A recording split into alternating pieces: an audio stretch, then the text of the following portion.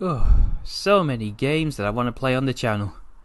I wish I had some sort of guidance to help me decide.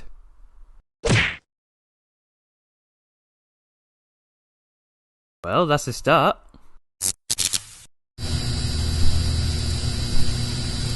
Greetings fellow flatcaps and welcome to the Spectrum. Before we get into today's video, those of you in the Discord will know that outside of YouTube, I'm a dog sitter, so I need to show off what we've got this week. So, first off, this is Leia. This is Milo. And this is Monty. So today I could have a potentially short but still interesting video for you, as today's game we're going to be looking at has made big steps for the evolution of gaming, but also is technically responsible for one of gaming's biggest flops.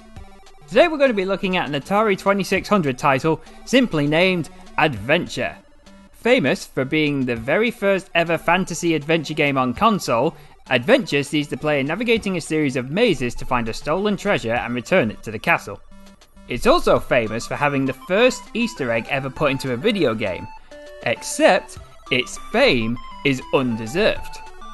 So to summarise, we are going to be looking at the first adventure game ever on consoles, the first ever Easter egg, and a competition whose prizes, destinies, remain in complete mystery to this day.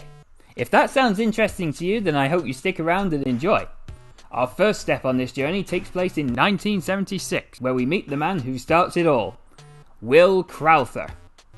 Crowther was a computer programmer who in his spare time was a rock climber and went spelunking. Hardcore. While exploring the bowels of the earth, he and his wife made maps and notes of their adventures. Unfortunately, a divorce left Crowther in a bad mental state, which made him stop spelunking.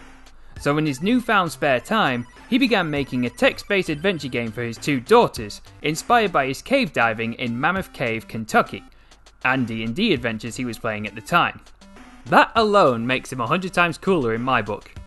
He wanted the game to be a non-intimidating experience for players so his daughters could be occupied and enjoying themselves when they came to visit. The game he created came to be known as Adventure, or Advent, with its most recognisable name becoming Colossal Cave Adventure.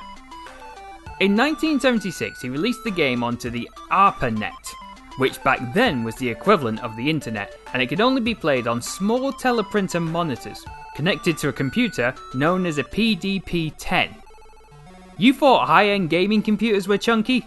Well, check out its great-great-granddad. Yes, computers used to be this big, but I bet it could run Skyrim. It's been done on a pregnancy test, so I don't see why not. I wasn't able to find a version of this to play, but to give it a quick rundown. It's a standard text game where you enter 1 or 2 word commands to interact with the world around you.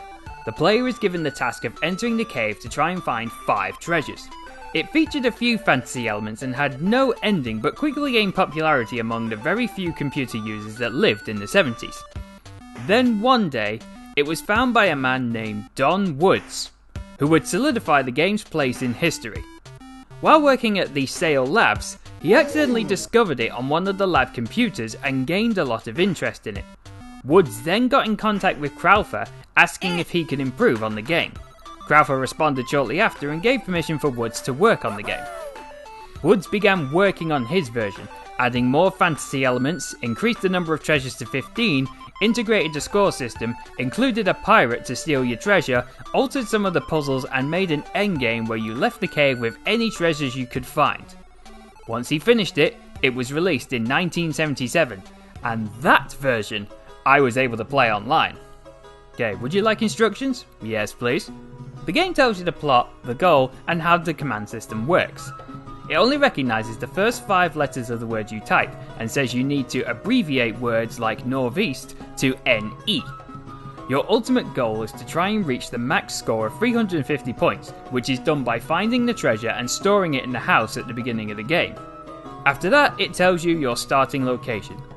You are standing at the end of a road before a small brick building. Around you is a forest. A small stream flows out of the building and down a gully. I decided to give myself half an hour to see how far I could get, and 36 points for booting the game up. I'm already a pro. Alright, enter building. Alright, free stuff. Take all. What do you think I mean? Ugh, fine. I'll be tedious and take every item individually. Fuck you for making me do that.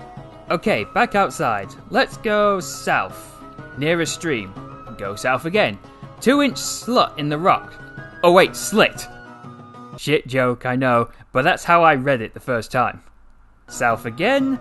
I am in a 20-foot depression. You're telling me. A strong steel grate is mounted in concrete. The grate is locked. Use key? Seriously? Open grate. Hey, that did it! Enter grate. The one at my damn feet! Go down? Alright, yeah, that makes sense. A low crawl over cobbles leads inwards to the west.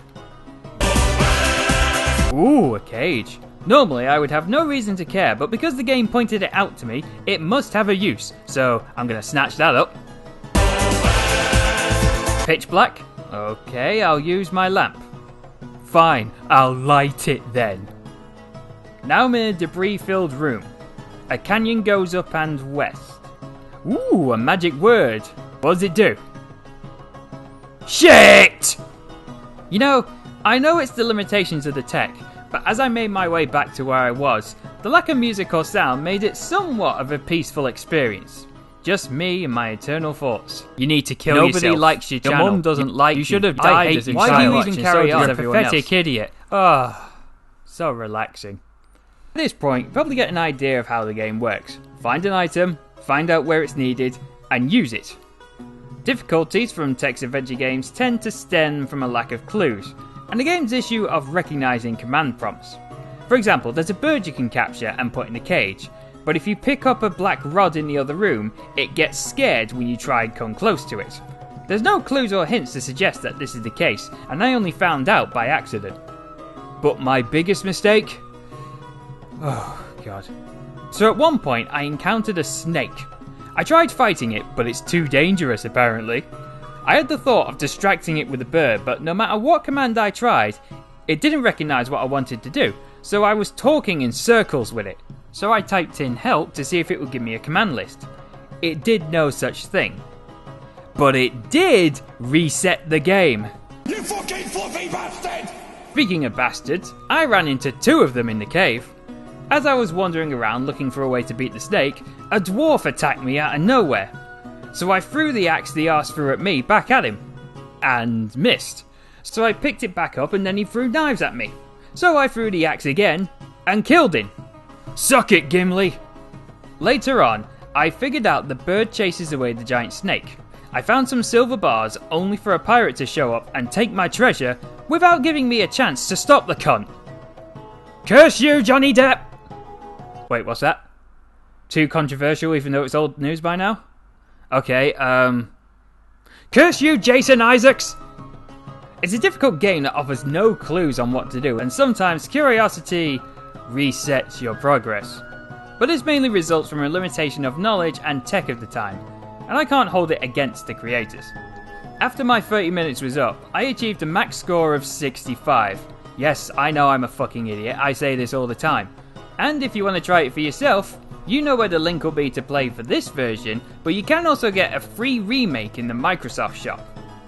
Even though it's a simple game with some noticeable flaws, it grew in popularity even more thanks to the efforts of Woods, and both him and Crowther would see the game achieve great success. The game was still being updated until 1995, then it made the jump to Windows computers under the name Microsoft Adventure, as well as to the Apple II Plus, the TRS-80, and as a launch title for the MS-DOS. The impact it would have on the development of future games earned it a place in the Video Game Hall of Fame in 2019. Even today it continues to inspire game developers. Roberta Williams, the creator of King's Quest and Phantasmagoria, has reimagined Colossal Cave Adventures as a Switch/VR game due out later this year. You're standing at the end of a road before a small brick building. He said the thing. I will be keeping my eye on it, and I might make a Have You Heard video on it, if fate allows it. That is, if I had the equipment to run a VR game and a Switch which wasn't a piece of shit. Sorry, Roberta. Regardless, I encourage you all to take a look if you are even the smallest bit curious. Right now though, let's take a look at the star of the episode as we jump forward to 1979. Warren Robinette is visiting Sale when he spots the Colossal Cave game. Inspiration hits him square in the brain, and then he spends a year developing the code required to turn it into a console game for the Atari 2600. At the end of his efforts, adventure is created. Simplistic as it looks, there is a decent degree of challenge. Your goal is to find a chalice which has been stolen from you and bring it back to the Yellow Castle to win. While doing so, you will find other castles, items to advance into the game, and dragons. There's 3 levels of difficulty to choose from, 1 being the easiest. I started on 1 and plan to work my way through just to see how the challenge would climb. Level 1 starts you off with the best possible start, a yellow key to open the Yellow Castle, and you grab a sword, quote unquote. Using the swords is a pain in the arse. During your adventure, I said the thing! You will encounter dragons who look more like duck monsters, or sentient drinking bird statues. If you have the sword, you can kill the drinking duck dragons if it touches them. In theory. Sometimes they will phase through it and eat you, and if you get eaten, it's game over. Which is frustrating when you literally have no time to react in some cases. Thankfully, you don't have to go all the way from the start of the game. You spawn at the start, but any items will stay where they were. On this difficulty at least. And, fun fact, this is one of the earliest examples of respawning rather than restarting in a video game. The downside is the dragon ducks also respawn, so you need to be wary of dying in the same way again. Though I will admit, getting vengeance on the dragons is satisfying. Level 1 is missing some of its features in order to reduce the difficulty. The White Castle is missing and only 2 of the enemies are present. The green dragon Grundle and the yellow dragon Yorgle. The game also misses out the invisible mazes. The hardest part of level 1 is easily the mazes you can see. The confusing layout means that you will find yourself confused as to how you got where you are. An example is you find your way at the top of the maze, exit the room, then find yourself at the bottom? Logic has no meaning here. Other items you will find are a magnet which allow you to attract items to you, which was put into the game just in case players lost the key in a wall. You can also pick up and move a secret tunnel? I think I read somewhere this is meant to be a bridge, but whatever it is, it's a bitch to move around, especially if you grab it while stuck in the wall.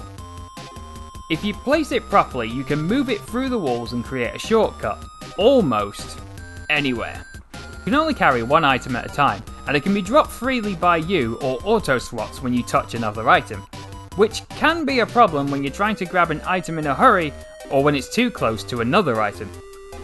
All of these problems don't matter so much in easy mode, and I was able to find the Chalice of Seizures and bring it back to the Yellow Castle in just over 8 minutes, where I was treated to a dance victory party. Onwards to level 2, and it felt like a completely new game. This is considered the full version. The items you need are in set places in new locations. A single new object and 2 new enemies come into play. The new object is simply a white key for the White Castle. The new enemies is where things get more challenging and irritating. For starters, the red dragon, Brindle, is now wandering around, and a bat named Nubberub?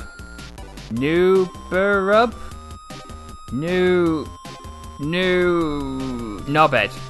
I call him that because that's exactly what he is. Why? Well, a bit of context first. One of the things that made Adventure so impressive for its time is that it uses mechanics not seen often or ever in other video games at the time. The invisible mazes uses fog of war, and enemies could still move when not on screen and potentially chase after you. And fuck does Knobhead love to abuse that feature. Rather than kill you, it steals items it finds lying around on the ground, or sometimes the dragons, and carries them around the map, potentially swapping them with another item in one of 30 rooms for you to try and find it in. So that white key you just found and you're trying to get to? Yeah, that fucker just stole it. Good luck trying to find him again. He can't be killed, which makes it even worse. You can, however, grab him and the item he's holding to carry it around with you. Now, if only I could find the slowly strangle the life out of it button. Level 2 is a lot harder than 1 by a mile. Once again, the hardest part was the mazes, and the Fog of War one, or the Invisible Maze, was even harder. But through sheer luck, I was able to discover and memorise the path needed to get through it, and at times, Knobhead helped me out by bringing the item I needed to me. The expanded map, enemy roster, and items you need to collect result in a greater challenge, but not a completely frustrating one. And while it did take me longer to do, I was able to complete this one too. Now on to level 3. Nom. Nom. Nom. Nom. Yeah, this ain't happening. Level 3 is the same as level 2, but the starting locations of the items shuffle every time you start level 3, including the duck dragons who ignore the sword like the douchebags that they are. By today's standards, this is a super simplistic game and it takes up less memory than the Google logo. It achieved this by recycling assets from older titles. The avatar of the player? That's the ball from Pong. Some of the walls in the mazes? They share some of their coding with some of the elements from Combat. It's still a fun little distraction, and in the context of its time, you can see how it's a revolutionary title. It received many positive reviews, sold over 1 million cartridges, and considered the first ever fantasy game on console, and its coding was later used to create a Superman game. But what really makes it interesting is what came after Adventure, and how Atari took credit for inventing the first Easter egg when they actually didn't. This video by A Critical Hit shows how Atari took credit for something they didn't do. I suggest you check it out because it's very interesting. But what is this mysterious Easter egg, and how was it found? It took a while, but it was discovered by a 15-year-old boy who discovered an item which came to be known as the dot.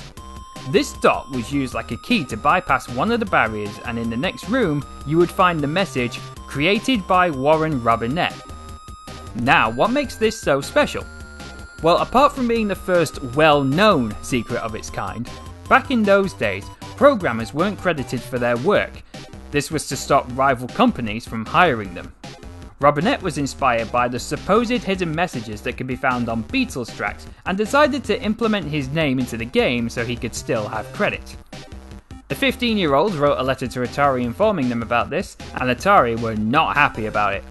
By this time, however, Robinette had already left and Atari tasked the programmers to find the code in the game. It was soon found by an employee named Brad Stewart, who said that if he could have, he would have changed the message to read "Fixed by Brad Stewart," but to do so would have cost $10,000, which in today's money would equate to $32,888. Instead, Atari took it upon themselves to start a trend by putting Easter eggs in their games, but limiting it to the programmer's initials. In fact, it had such an influence that the novel and movie Ready Player One mention it, incorrectly referring to it as the very first Easter egg put into a video game. Adventure's legacy would end here. Any re-releases were only present Atari collection games. Now, technically, Adventure 2 does exist. It was never made, but an unlicensed version was created for the Atari Flashback 2 in 2005, as well as other clones made through the decades. However, what officially happened to Adventure 2 is that it evolved into Sword Quest. Some of you, just hearing the word Sword Quest, might be ahead of me already, but for those of you who don't know, the original plan was to release a series of 4 titles, to be released one at a time. Each of the games would be named after the 4 elements: Sword Quest Earth, Fire, Water, and Air World. The games were part of a competition where you could win prizes worth a grand total of $150,000, or in modern money, $446,040.66. Each cartridge would come with a DC comic book and a poster. The comic book would contain the clues you need to find to enter the competitions. But they were hidden, and to find them, you would then have to look in the game for clues to find the comics clues. So the rules of the contest were simple. Using a combination of the game and the comic, you had to find clues. You use those clues to solve a puzzle. You would then post off your answer to Atari, and out of the correct answers, Atari would choose players to come to the Atari headquarters, where they would have 90 minutes to complete a custom cartridge version of a Sword Quest game to win the prize related to that game. The winner of Earthworld received an 18-karat gold talisman studded with 12 different coloured diamonds representing the zodiac signs. The Fireworld winner won a chalice made of gold and platinum decorated with various jewels. Waterworld's winner would have won a crown made of gold which was studded with jewels including aquamarine and sapphire. And Airworld's winner would have gotten a Philosopher's Stone, which was a large piece of white jade encased in an 18-karat gold box also encrusted with jewels. Keyword for those last two, wood. We'll get into that fiasco in a moment. Each of these prizes was estimated to be worth $25,000 each. But it didn't stop there. The 4 winners would then be entered into a grand final to win a sword with a silver blade and a jewel encrusted golden hilt, estimated to be worth around $50,000. Sounds like the competition of a lifetime, right? A chance to win $150,000 worth of prizes for playing a video game?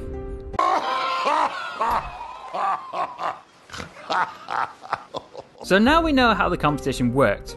What about the games themselves? Well, let's look at them in the order they were released, starting with Earthworld. You take on the role of either the brother or sister of a pair of twins, Tara or Tor, who love wearing flesh-coloured clothing. It's down to your imagination as to which one you're playing as, but whoever it is you decide, they go from blonde, blue-eyed American heroes to Baldy's great-great-great-granddad twice removed. Just to see if it would help in any way, starting with Earthworld, I decided to cheat, but it was for science. I went to the site yosemitesam.net to find a guide and made note of how to solve the puzzles to get the clues. Then I read through the comic to see if it hinted how to solve said puzzles. Damn, that is a big dick. I did come across what I still think is a red herring. Part of me wondered if the items in the game would appear in the comic and in the background would be a star sign symbol that would give me a clue as to where I had to use that item in the game. Another idea I had was maybe a panel would have a character say something like, "We are in the Leo room," and a few panels later a character would use a particular item in said room, acting as a clue. As I read, I noticed that one of the characters says dagger written in bold italic. Keeping that in mind, I searched the panel for clues. What stuck out to me the most was the colours, so I compared the colours to the answers. Dagger pairs up with Taurus twice and Gemini once. Taurus is pink and Gemini is a lilac kind of colour. Both pink and lilac can be seen in the panel, but then I would have to ignore the other 5 colours to come to that conclusion. It's possible that the entire game is just one big trial and error puzzle where you just put combinations of different items in different rooms to try and get a clue. I honestly thought I was onto something with this colour idea, but it seems like a bit of a stretch. But then later on I thought I had actually found something. Tara jumps onto the roof of a chamber to retrieve a grappling hook. The floor gives way beneath her and she falls into the chamber of Virgo. So I checked the guide and found that the grappling hook does not pair up with Virgo at all. So I was shit out of luck there. But I did have a stroke of luck when we cut back to Tor. Tor finds himself locked in a chamber with Taurus, and around Taurus's neck is a key.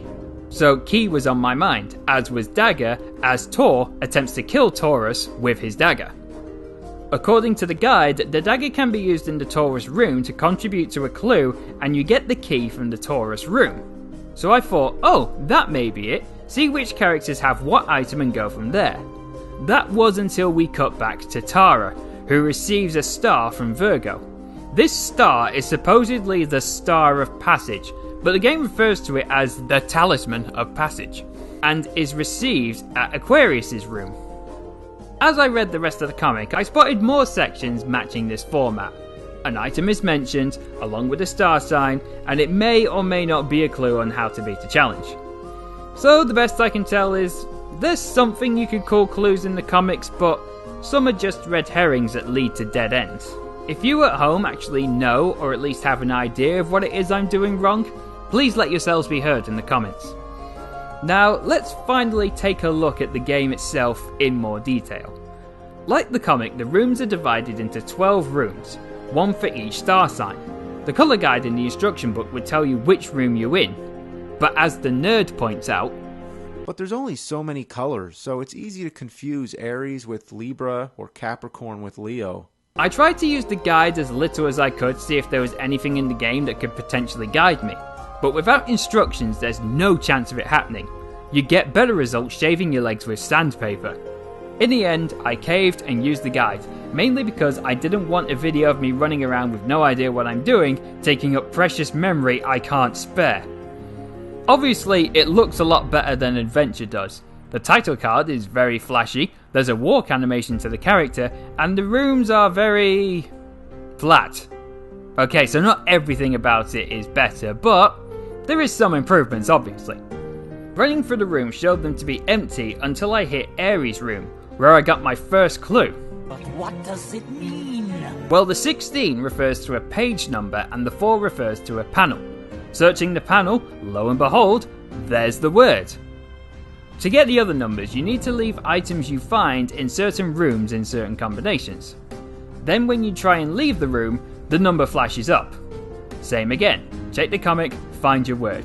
Pressing the button in a room would either show you what items are currently in the room and what star sign you're in, or take you into a challenge screen based on the events in the comic. Sagittarius spears, Taurus is charging horns, navigating the river rapids, and dodging Leo's big gay laser beam. To get the items in the room, you need to overcome the obstacles. Make your way to the end of the fucking bollocks! Avoid the hazards in your way.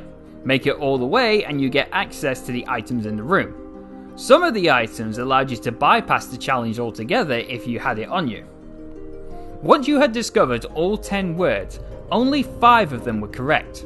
So your next task was to decide which ones were bullshit, and then you would have sent those words off to Atari and see how correct you were. But what's the method of finding out the 5 words? On the very first page of the comics, a clue. God, I have said that word so many times it's lost all meaning. I should get a thesaurus. In fact, hold on. Okay, so on the very first page of the comics, a tip is hidden there. If you find it, this pointer will almost make it obvious what you need to do. For Earthworld, the words prime and number are highlighted, meaning the correct words are found on pages with prime numbers, resulting in the answer being quest in tower, talisman found. Only 8 contestants, who were most likely bullied in school, were able to find the correct combination, and of those 8, Stephen Bell won the final round and took home the talisman. In the same year, Fireworld came out and followed the same premise. Put the items in a certain order in certain rooms to get the inkling, search the panel for the word, filter out the incorrect cues, and write them down and send them to Atari. For Fireworld, the creators took inspiration from the Kabbalah Tree of Life, so the map's layout was different and changed once you picked up a chalice. The challenges changed too and got more confusing. You had to catch knives with a basket, catch goblins in a basket, avoid dragons and salamanders as a ray of light, throw knives, kill snakes as a black dragon thing. I honestly have no idea what's going on with these challenges. When it came to the competition, things got a little stranger during the Fireworld round. This time 50 contestants got the answer right, and as a tiebreaker, Atari got them all to write an essay about what they liked about Fireworld.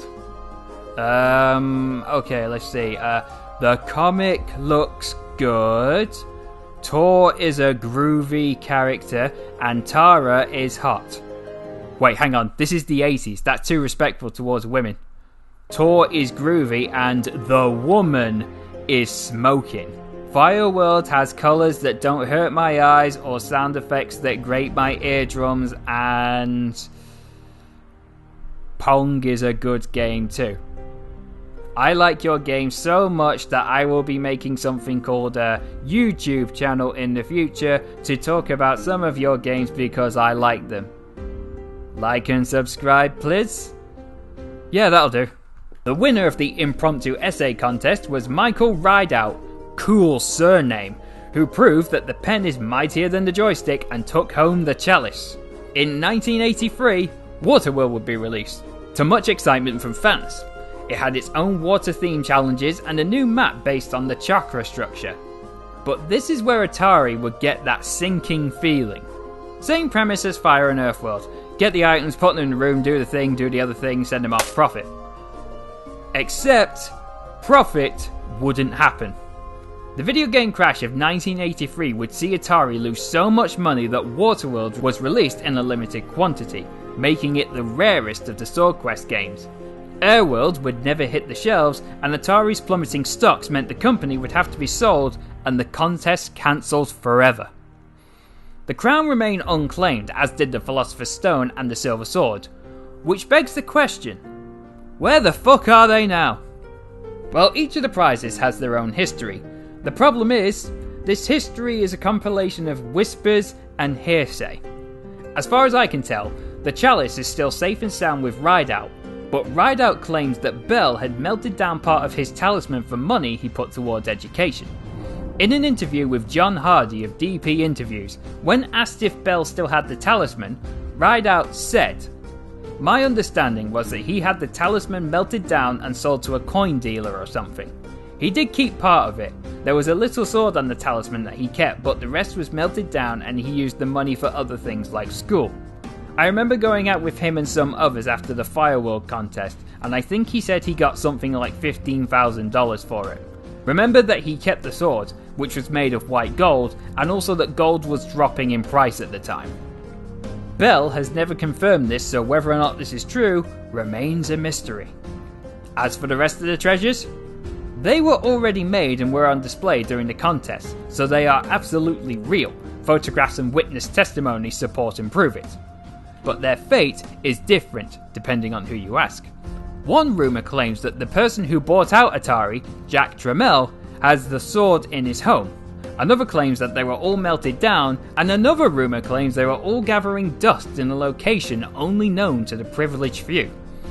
Whatever the truth is, it can't be denied that one of Atari's biggest flots has left a permanent stain on gaming history.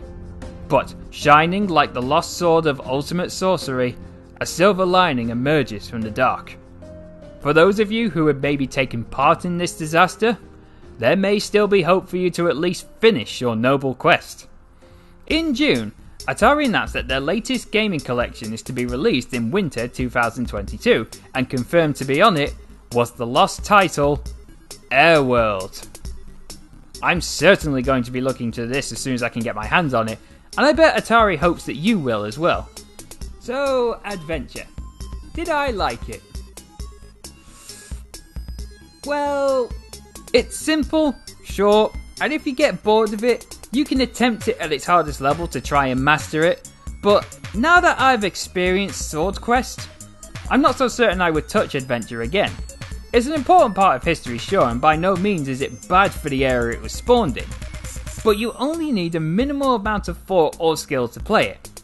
Playing it on easy plays the same every time. On normal, you are wary of the RNG knobhead ruining your fun, and on hard, RNG makes you its bitch, leaving you blindly running around until something makes sense, which makes it feel tedious after a while. Sword Quest had more to do and was way more involving by comparison. I acknowledge that this may not be a fair comparison to make, but Adventure is still pretty simple for what it is. It's a nice way to pass the time, or to challenge yourself if you're trying to get the Easter egg, but not something I could play more than once. So Adventure, as important, influential and inspiring as it is, I'm going to have to place it under no. If I had to suggest something else to play instead of it, Sword Quest would probably be the answer. What about you though? Do you like the look of Adventure? Would you want to try it? Was it part of your childhood? Were you part of the Sword Quest fiasco? As always, let your voices be known down below because we'd love to hear from you. In the meantime, thanks for watching everyone, and remember you're always welcome at the Spectrum.